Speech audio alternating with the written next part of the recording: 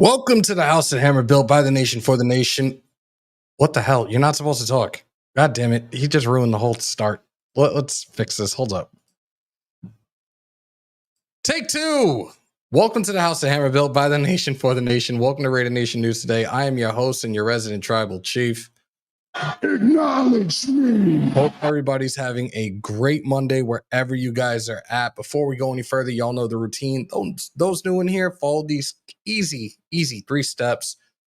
Smash some thumbs, hammer that sub, crush the bell to stay up to date with all your latest news, rumors, updates, live streams, and reactions. It's Monday. It's Victory Monday. It's Reaction Monday. But most importantly, during this season, every single Monday, it is the Hammer and Joe Show. The Hammer and Joe Show. So without any further ado, let me bring him in. Ladies and gentlemen, my guy, your guy. Ladies and gentlemen, it is time for Joe Arrigo. What's good, bro?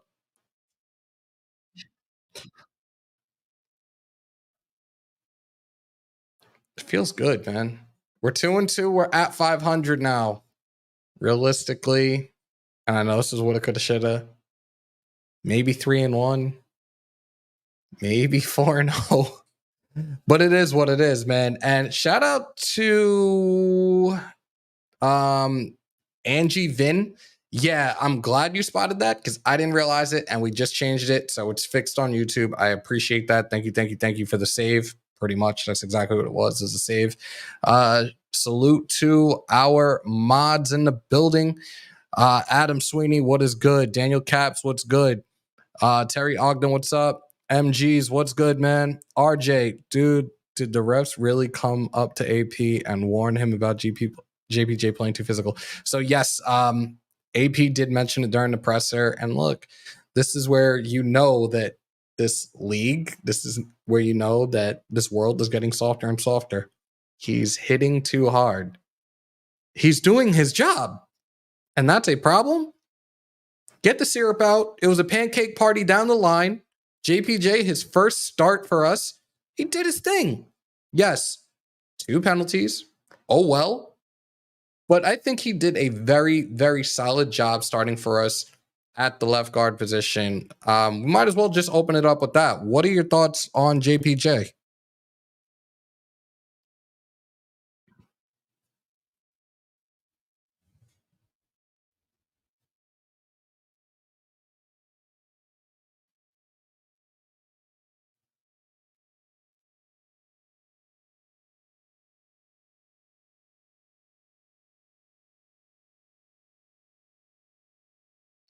Hold on. Let me fix this because they're saying they can't hear you. Hold on. There's always something in here, bro. All right. Test. Let me know that you can hear him. Can you hear me now, folks? Thumbs up. If not, I might have to make another adjustment. We were doing perfectly fine when we had him on not too long ago.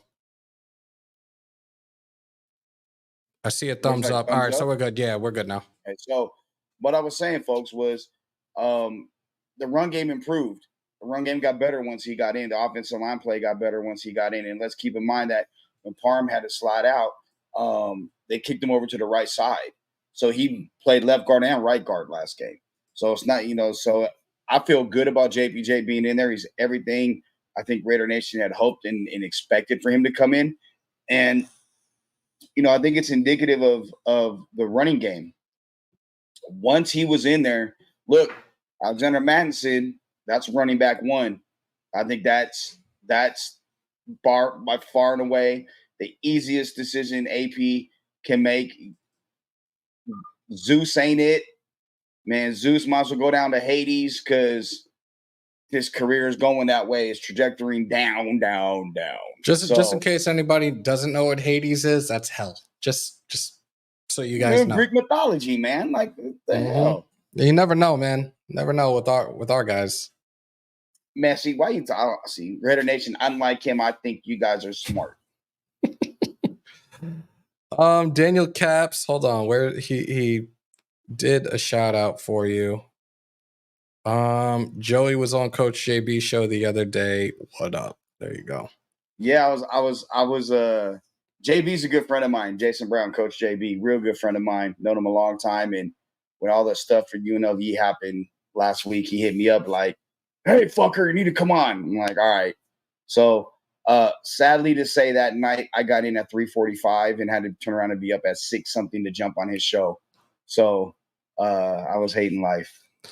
Let's do a quick recap, and then we're going to talk more about this game. We'll just go through the team stats. First down, 17-16 in favor of our Raiders. Third down efficiency, they were 3 for 10. The Raiders were 4 for 12. Fourth down efficiency, that final play of the game. The blizzard came, and Watson was snowed in. 0 for 1. Total plays, 55-57 in favor of Cleveland. Total yards, 268 to 241 in favor of our Raiders. 11 total drives for the Raiders, 9 for Cleveland. Yards per play, 4.9 for the Raiders, which is a huge significance and a huge improvement over the first 3 games of the season. 4.2 per play for Cleveland. 149 to 116 in favor of Cleveland in the passing game. Running wise, we held the team to under 100 yards. 92 rushing yards total for Cleveland, 152 for the Raiders. Penalties, 5 for 38 for Cleveland, 6 for 49 for the Raiders. Turnover each, including that one fumble lost, compliments of Zamir. Yes, I'm not calling him Zeus anymore. Zamir White. And time of possession, 30-42 for Cleveland, 29-18 for the Raiders. Now, as it pertains to our box score, you have, and I'm only talking about us here, 14 for 24 for Gardner Minshew, 130 yards, 5.4 on average, 2 sacks, 14 yards lost. QBR 40.4, a QB rating of 73.3. In the rushing department, Alexander Madison, 5 for 60. He averaged 12 per carry, 24 yards was his longest.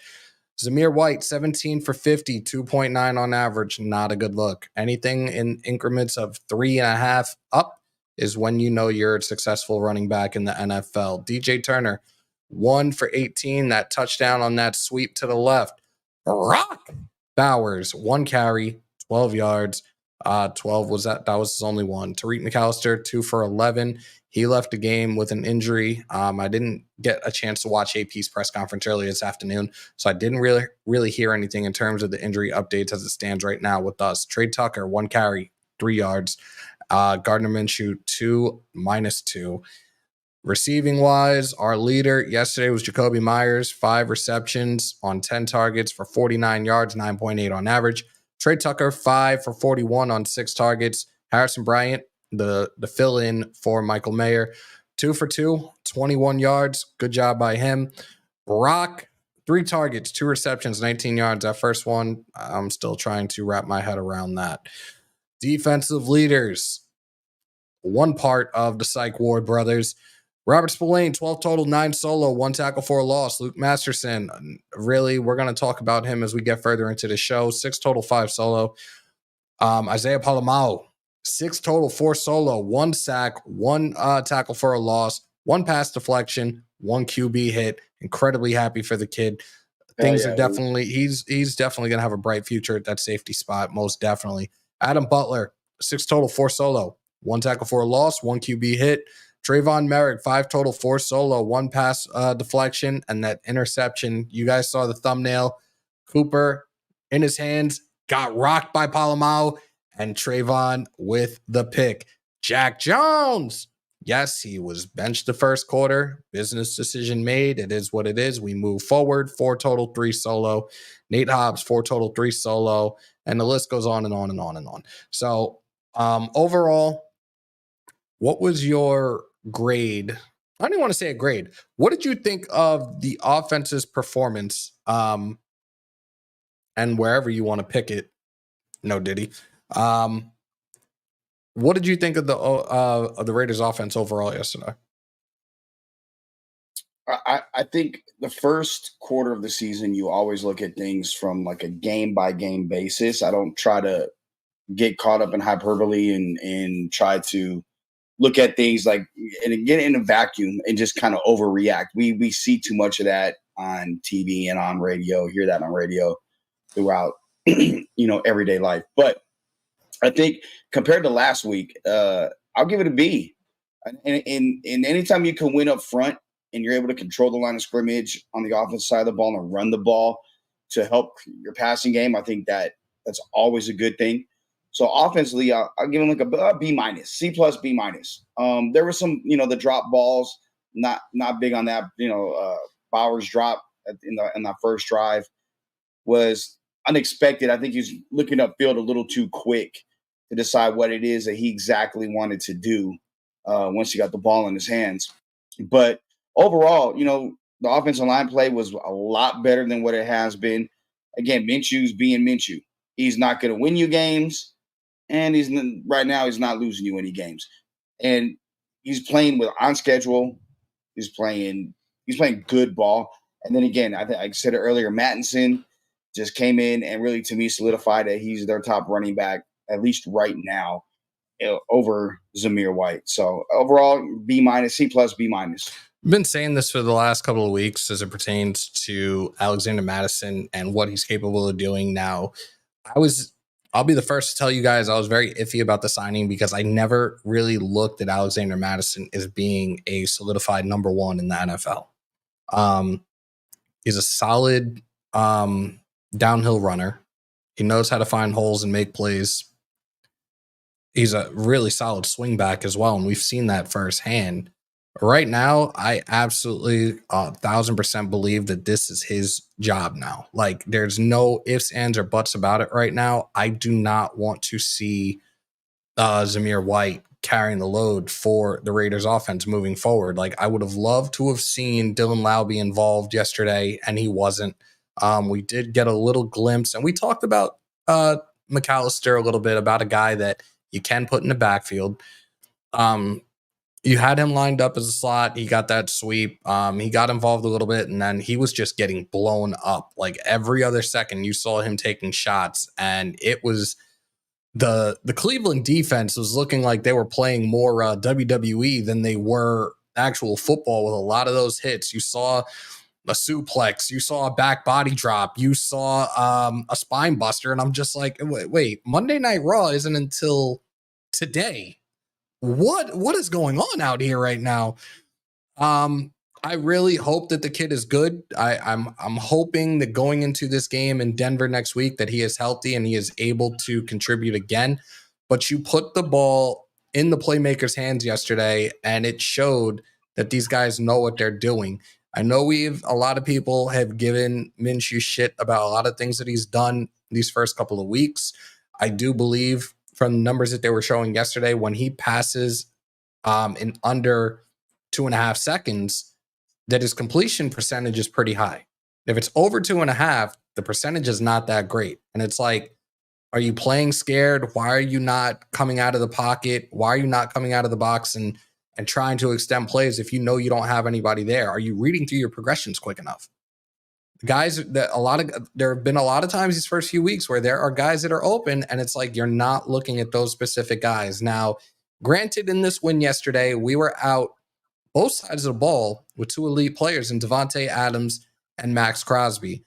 With the young guys playing for us yesterday, do you believe that this product with these young bucks is a glimpse of the good to come, or the best is still yet to come for our Raiders on both sides of the ball? It's not sustainable. They're young guys for a reason. Mm-hmm. You can't play a bunch of young guys. You got to have the older guys. Look, I want to go back to your point about receivers and getting open and holding on the ball. They got to get open. Devontae is the only one, to me, I'm watching them practice and games and whatnot. His release package is different than everybody else's. Everybody else, it's not as fast as his. So if he's waiting for them to stop dancing at the line and doing whatever, it's like, bruh, come on. And then if you get the ball and you literally are in a position where as soon as you get the ball, you have a second later, you have to step up or spin out because you're getting pressured, and those guys aren't still haven't created or have any separation is difficult.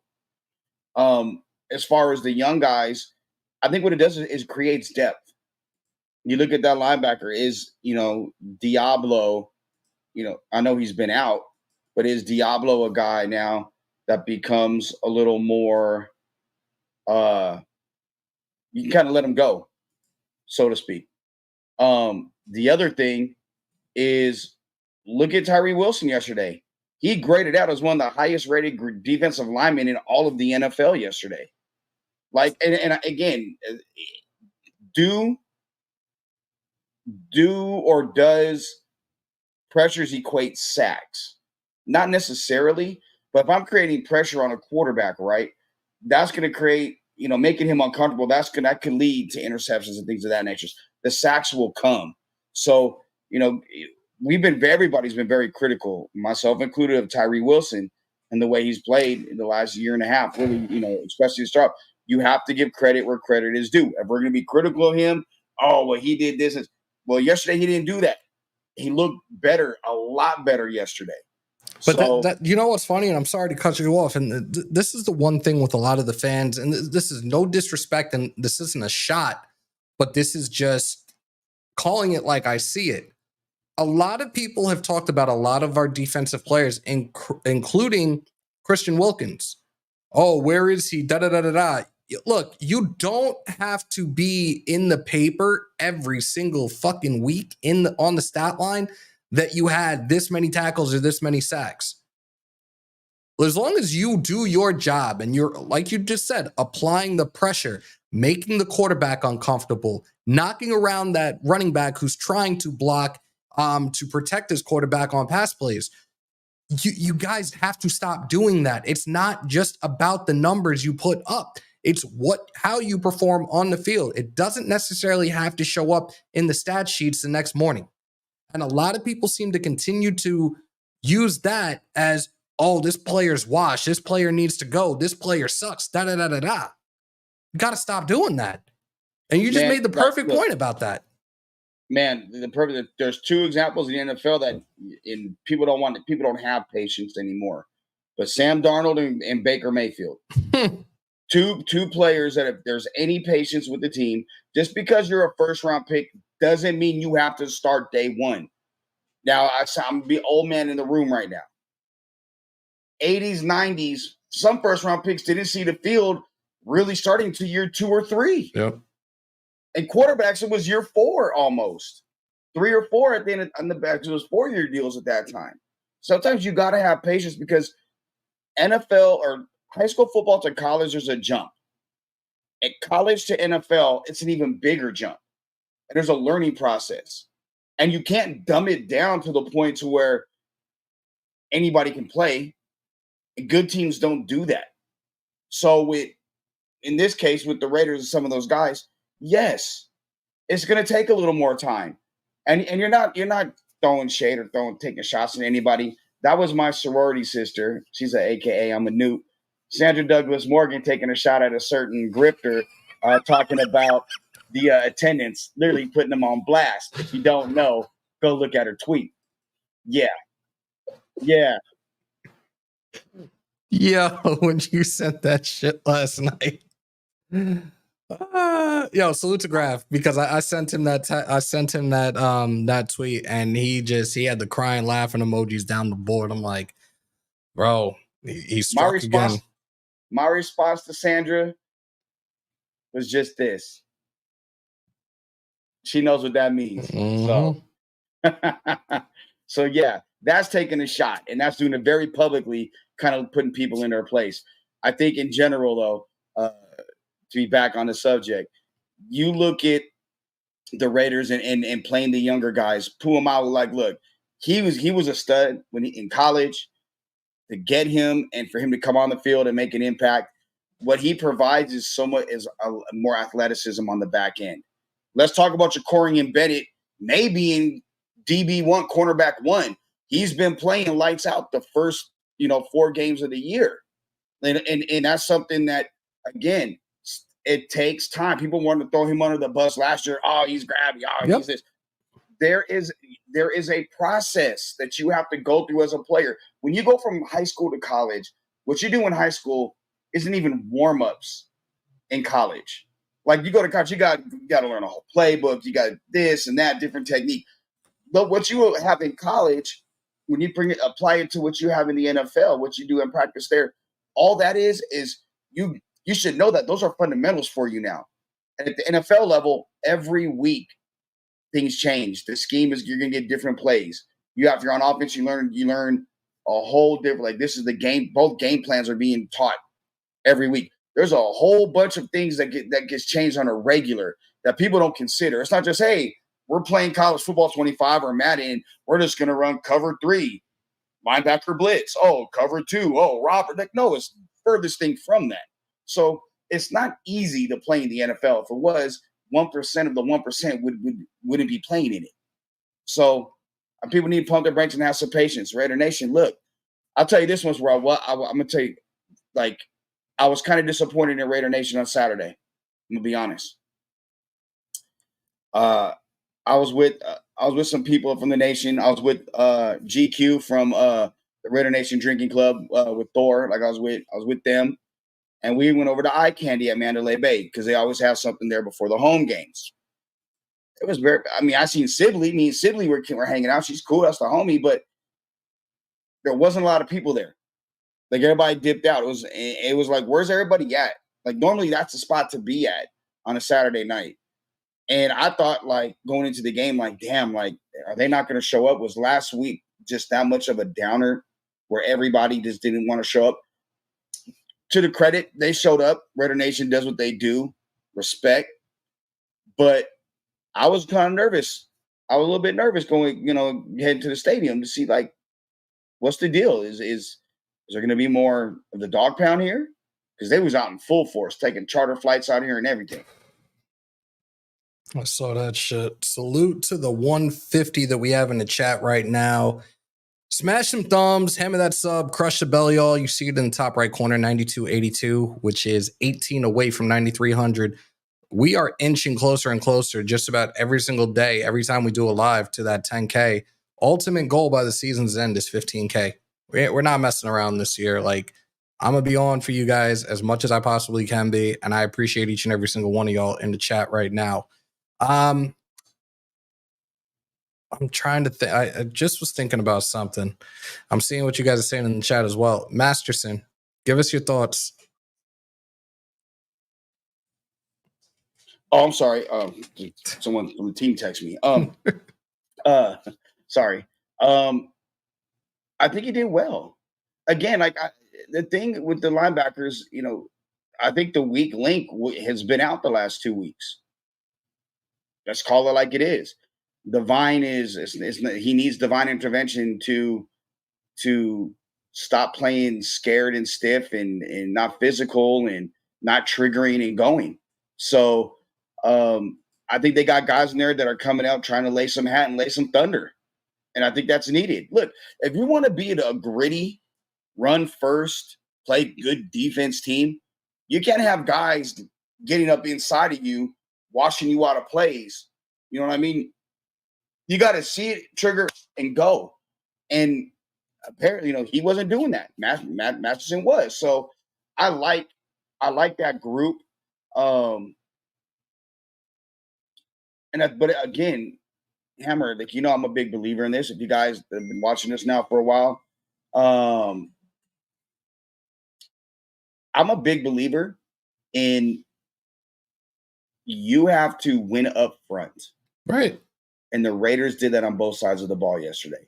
They the defensive line beat the shit out of the Browns offensive line. And that's something a long time coming. Well, at the same time, the Browns were depleted. Both of their starting tackles were out yesterday. You saw Deshaun Watson and his backup tackle kind of have a little bit of an argument on the sideline where Mr. Krabs himself, Jameis Winston, got involved and tried to break it up. But like, I wonder if it was about some massage parlor out here in Chinatown. Oh my God, I'm done. On Spring Mountain. I'm done. They don't have 1,000 cases of baby oil though. I'm fucking done with you. Like, as it pertains to Masterson right now, I definitely saw him over pursue a lot yesterday. You saw one time where he was coming down towards Watson, and Watson gave him that little diddy bop and got more yards. And I'm just like, dude, this is not it.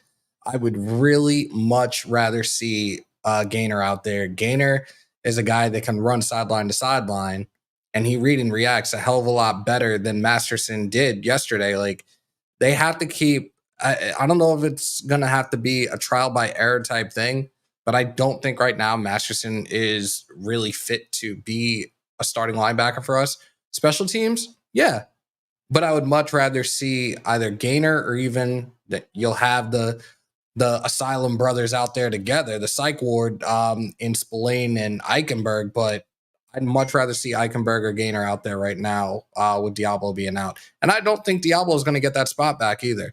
Not if one of those guys just show up and show out and outperform Diablo. I don't see Diablo being a starter if one of these guys just step up and shine. What the hell's a Diddy Bop? I didn't like it was at some party or something. No, Diddy Bop is like the little moving, shaking dance that he used to do. I'm just fucking. Okay. I was to say, growing up out here, when we saw somebody get juked, we call it getting Diddy Bop. When somebody jukes you out of your cleats, it was Diddy Bop. I say he broke his ankles. I thought you were talking about some Diddy Kids Bop shit. I was like, say, here we go with this, man. Like, salute to Big Bro in the building. Graph is in the chat. What up, bro? Yeah.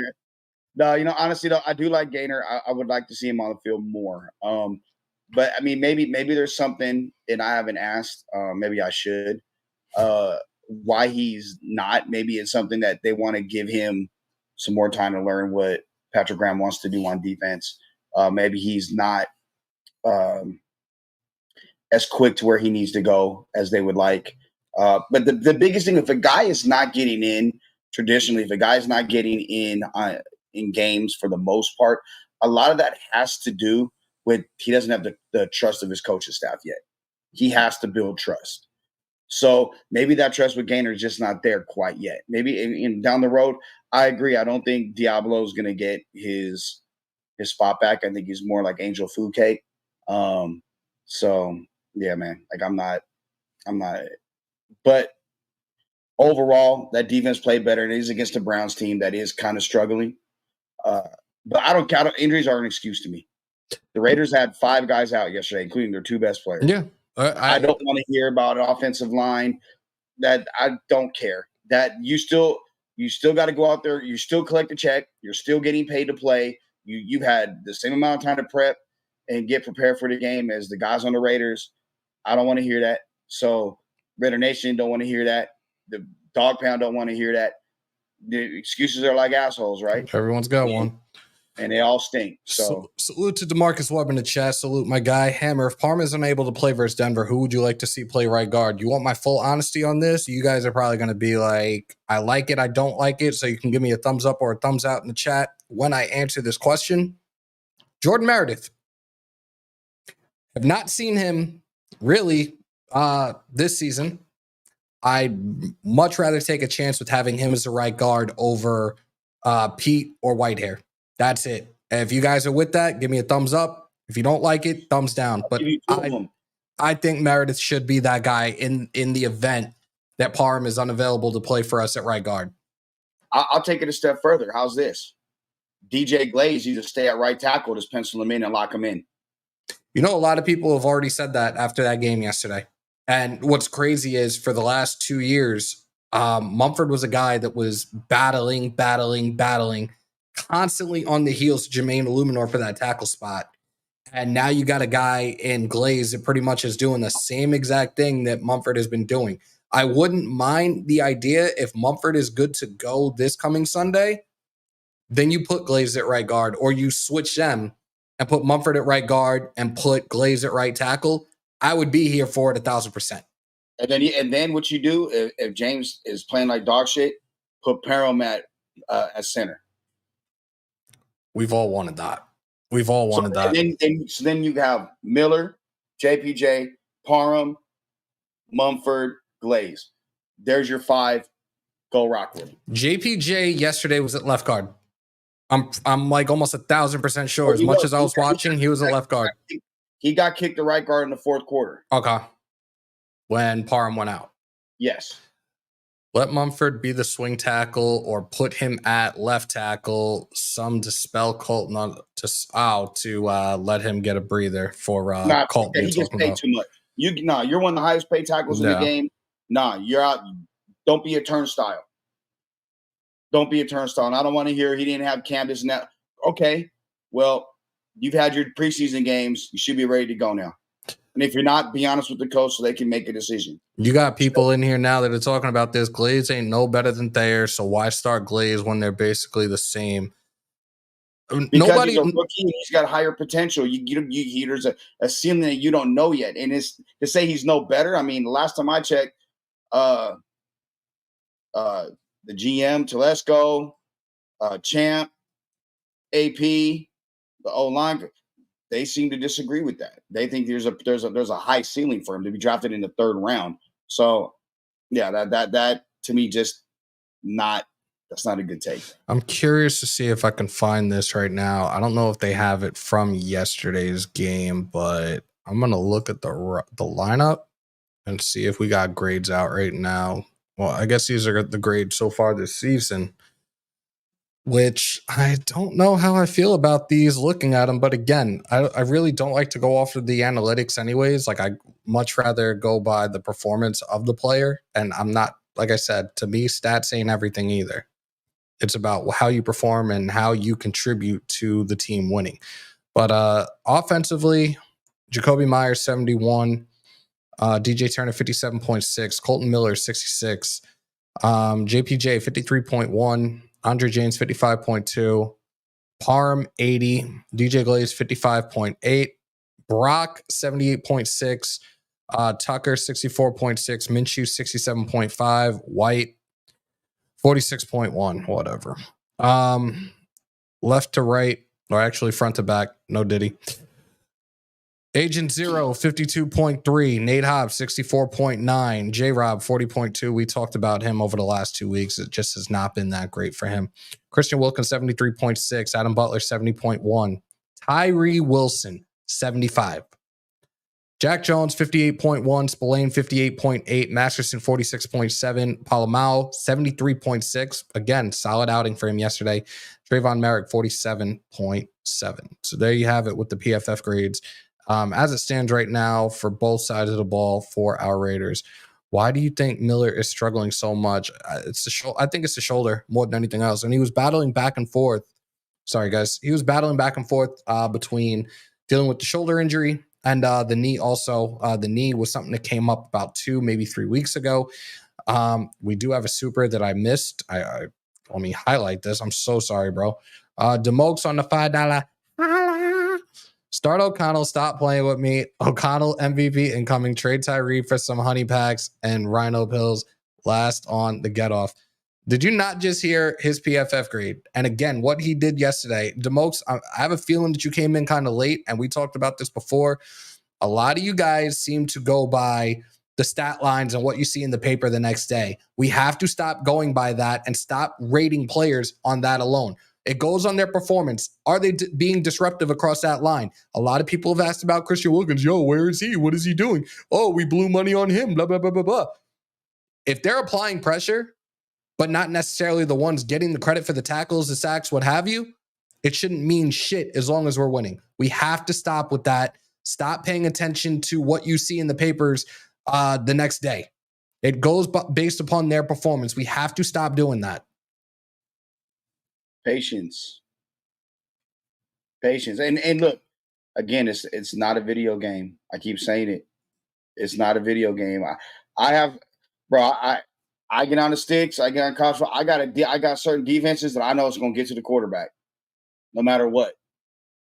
They ain't like that in real life. I think, but the biggest thing with Miller to me, and this is an NFL thing, not enough time in training camp, not enough hitting. I agree. Guys are not out there. You know, the cohesiveness of the offense is just going to start to get going because Minshew is starting to find rhythm with Adams and Myers and Bowers and Mayer and Turner and Tucker. That's all part of it. The offensive line's finding a rhythm, working together. You know, because they haven't had that yet. So if you're not in camp, you're not going to, there's going to be a lot of inconsistencies. And the way the CBA is, there's not a lot of that right now. There's, come to OTAs. Well, I don't feel like it. I'll pass on this 30 grand because I'd rather go chill and hang out. Versus back in the day, nah, like you're at a mini camp or, not a lot of hitting in camp. Look, I'm all for protecting players. I would say I practice to have them all wear guardian caps, but there's got to be some type of hitting because part of the reason why guys are getting hurt with the way they hit or the guys are getting hurt because they're getting hit is because their body's not accustomed to it anymore. You know what I'm saying? Like those things have to come back into play. Also, that eliminates the pussification of football that's going on as well. Salute to DeMarcus Webb in the chat. People just like to bash Tyree constantly. They would not acknowledge him even if he had 3 sacks. They would say he should have had 6, being the 7th pick. Shake my head. It is exhausting at this point. Thank you, DeMarcus. You see it the same way I do. DeMokes responded, I see with my eyes, though, not the papers. Guy is a first rounder, not a 4th rounder. Guys need to play like it. So what exactly is it that you want to see out of Tyree? Is it exactly what DeMarcus just said? Are you wanting to see 3, 4 sacks a game from him? Is that what it is? Do you want to see like 6 tackles for a loss by him? Is that what it is that we're expecting out of him? Just say yes or no. We don't even. I don't even want a full explanation. Just a yes or a no, because this is what. But here's the thing. Here's the thing. Look at his numbers after his rookie year and pull up Khalil Mack's. They're almost identical. Almost identical. I think it's a half a sack difference and a tackle or something like that. Literally. And at the same time, Kuntz came on at the end of last year. Wilson started playing better. Wilson was asked to do a lot of things that he wasn't asked to do at Texas Tech. Okay, we're going to have you line up standing up over the nose tackle. Oh, we're going to have you line up. If you're accustomed to coming off the right side and they move you to the left side, that's going to a foreign country. God. Tell a left tackle to go play right tackle or a right tackle to go play left tackle. It's not easy to do. People want to see Max. Sorry, bro. People want to see Max numbers, and even then, they would still complain. Tyree is one of our best run defenders, and we need him, no doubt. Bro, they're playing 2nd and 3rd string. That's not an excuse. It's not like that. We can't even use that anymore. We are now in the regular season. I don't care. Every Tom, Dick, and Harry right now has gone down with injury. We just saw what happened with Rashee Rice yesterday. Tore his ACL as a result of his own quarterback running into his knee. You have Justin Herbert that has that high ankle sprain. A lot of players all of a sudden with these high ankle sprains, which is definitely something that you don't hear on a consistent basis in the NFL. A lot more times than not, it's a concussion or it's a knee injury. A lot of these high ankle sprains. Micah Parsons got one the other day. Jonathan Taylor, they're saying it's a low-grade high ankle sprain. Like that Christian Watson as well. I just want to see pressure on the QB. Thank you, Raider Mike, and salute to you. Agree to disagree. Demokes, I guess we agree to disagree, my bro.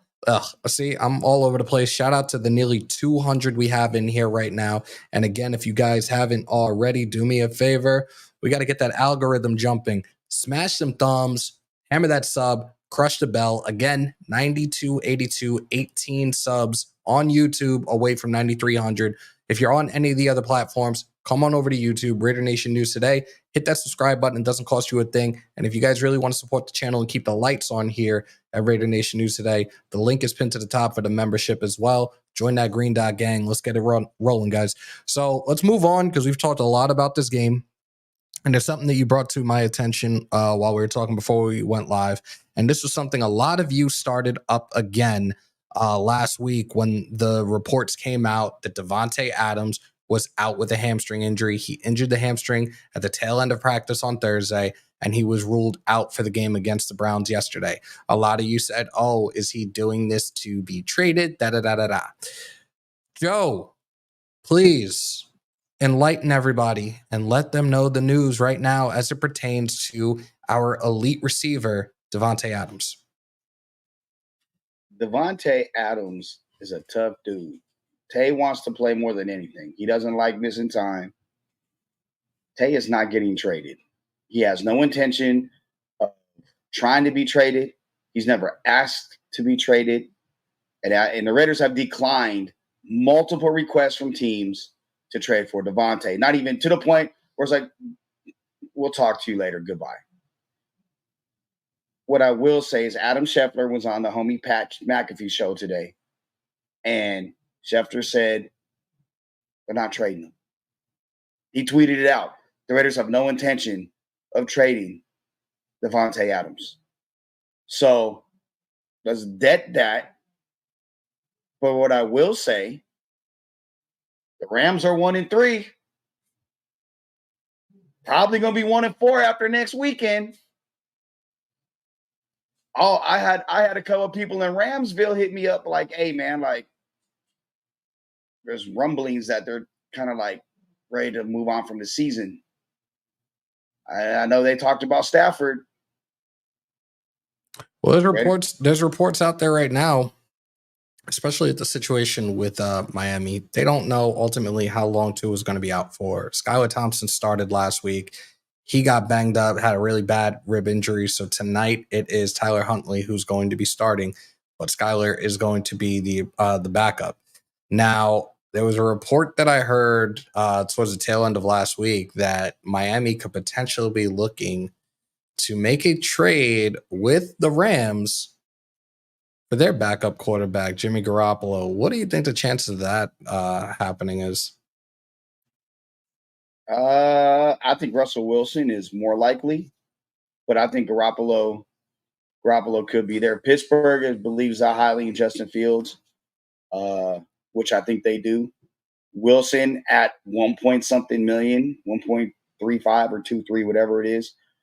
Miami don't have a ton of money. I think Garoppolo's about the same down there. Either one, but Wilson makes a little more sense.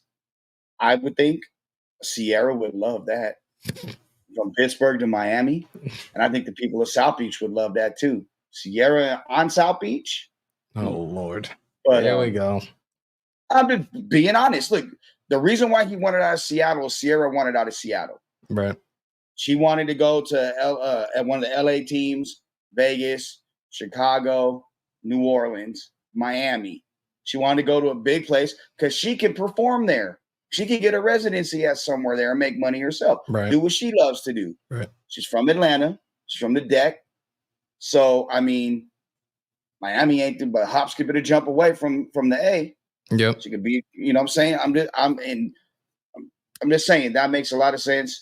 But again, before any of these rumors go out, and you guys, before you hit me or hit him or whoever, take a look at the other team's salary cap and understand that there's salary cap ramifications that are involved for not just the team trading the player, but more importantly, the team that's about to obtain the player, and then see if that really makes sense, because you can't overrule it like you do in Madden or something else. Like, again, it's not a video game where I can put a super no salary cap and then get a list of just a bunch of all pros. Let's take a couple of calls before we wrap it up. We've already been on for 45 minutes. And I know, I'm pretty sure you said you had a show that you got to do momentarily as well.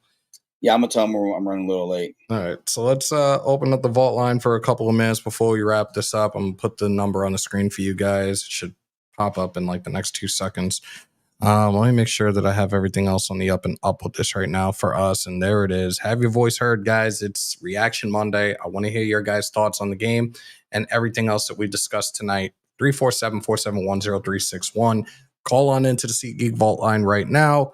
Who remembers them saying Sierra was, oh, God. Huey, I'm glad I didn't highlight that, and I'm glad I didn't read that whole thing. No, I want to see it. No, hell no. I'm not getting canceled. Nope. Absolutely not. She has kids. If that's what it's about, she pushed out kids. Damn it. JVJ said it's easy just transitioning your feet and hands. Stop trying to make stuff more complicated than they are. Salute to Black and Grayed Out. Nice to see you back in the chat. Cereal is good. Yo, y'all are bugging right now. You guys are, I see Can't Get Right and Demokes are going back and forth in the chat. Y'all are way too much right now. We pulled Carson off the couch. Oh, Lord. Hey, I do want to say this before we go to a phone. Real quick. Folks, there's reasons why things work and don't work. And the guys get fired for a variety of reasons. And some of the time, it's not because of their coaches, because of the organization and the players that are in there or the lack thereof. Case in point, Cliff Kingsbury and what he's doing in Washington right now with all those talented players versus what he had in Arizona. You can say that all you want, but the talent level is different. Okay. I'm pretty sure he took a dig. I'm pretty sure he took a dig after that game at Arizona and Kyler Murray as well. Probably did, but the point is players make coaches as much as coaches make players. So the all fire this person or fire that person after 3-4 weeks, man, get through the season first before you do that. Unless it's just abysmal, which it's not. Yeah. Well, Zamir Wright's running is, but I mean, besides that, give it a rest. Like, let's just have some patience. Calling games is so disappointing. Too bad NFL. Oh Lord. Salute to May Spitfire in the chat. Guys, you guys see it on the screen. Vault line's open. If nobody wants to call in, we can end it now. Again, we've been on for 45 minutes, and Joe does have another show to do momentarily. So have we got calls coming in? Nope.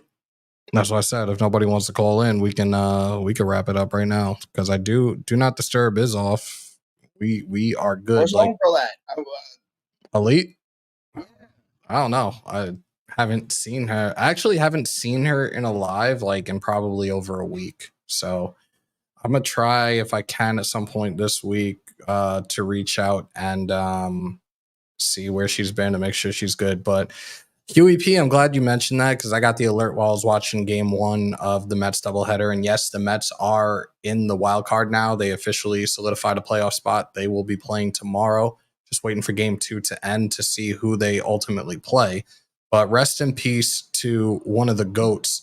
And this was a guy that a lot of us in this chat definitely watched him play when we were growing up. But Dikembe Mutombo passed away a couple hours ago of brain cancer at the age of 58 years old. Thoughts, prayers, strength, faith with him, his family, and the NBA family as well. Rest in peace, Dikembe Mutombo. She hasn't posted on her YouTube page either. Yeah, we're gonna have to. Well, I got something right here, and it's not Raider related. Go ahead. It's NFL. It's all you fantasy football people that have Christian McCaffrey. He's got Achilles tendonitis in both legs, so they don't know when he's coming back. Wow. There you go, guys. Breaking news. Wow. Well, I'm glad I don't have him on my team, but my team also sucks right now anyways. I'm about to just give up. I drafted him first overall just so TQ couldn't get him. So, I mean, in real life, because he's 2-team Terry, so as long as the Niners are losing, I'm cool. So, I mean, it is what it is. Can't get right. So where's our compensation? Y'all, I'm so done. Y'all are really going in today. Let's be honest. That last game gave us all heart palpitations. It absolutely did. You guys saw our reaction, and somebody in the chat gave me and Graf props for that very last play of the game. I appreciate that, and I appreciate him for uploading that on the social media platforms as well. But shout out to Graf, man. Holla at me, dog. For real. That was a great way to finish, but yeah, a lot of us. Hold up, that was definitely a great way for us to close out the game. Just get that the right way. But yeah, that roller coaster of a ride towards the end, even my dad was just talking to me about it before, and he's like, look, I love my Raiders, but they definitely he was like, that was not a hold, that long run. And was like, we definitely should have had another 2 scores. So it is what it is. We got the win. We are now at 500. The Chargers are at 500. The Broncos, believe it or not, are at 500. As it pertains to us and the conference games, we are now 2-1, which is huge. I've told you guys this before.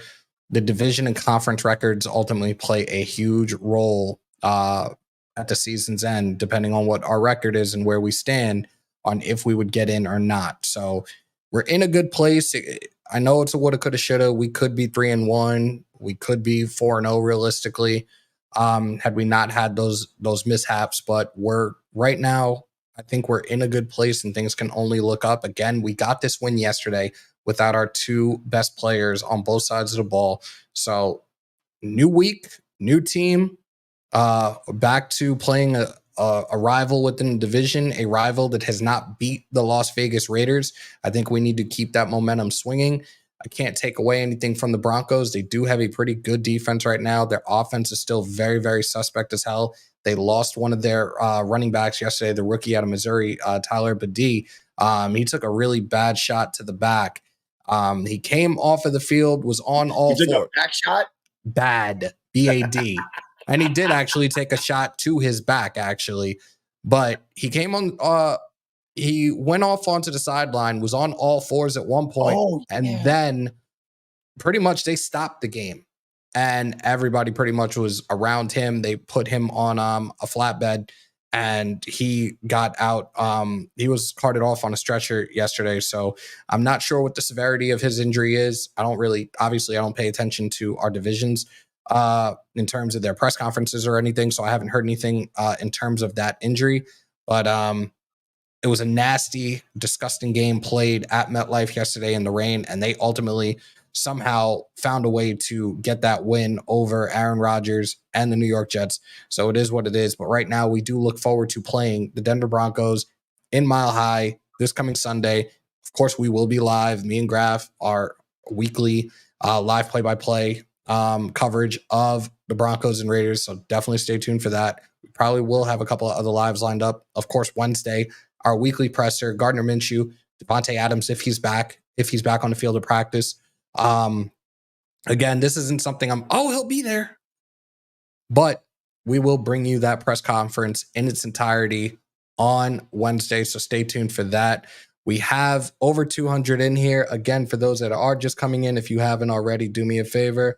Smash some thumbs, hammer that sub, crush the bell to stay up to date with all your Raiders news, rumors, updates, live streams, and reactions in the house that Hammer built by the nation for the nation. Raider Nation News Today. Joe, let them know where they can find you at, bro. All social media at Joe Arrigo FSM. And when you were on TikTok the other day, I hit you, but I don't even think you responded. But I'm trying to get my TikTok up to a G. I'm trying to get paid off that shit like everybody else. And I'm just really starting to really get into it and put some shit. So follow me on there if you can, please. I'm trying to just bring that following up. Also, I'll give you Ben Albright's information.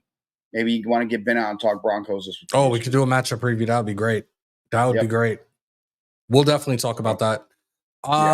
With that being said, y'all, continue to stay safe. Most importantly, be kind to one another. COVID or not, you should always remember to wash your hands and your asses. And as always, win, lose, or tie, Raider Nation till I die. Till next time, y'all. And of course, as always, on my New York, peace, love, and positivity. Oh, yeah. One more thing. Y'all know how it goes now. We outro, y'all.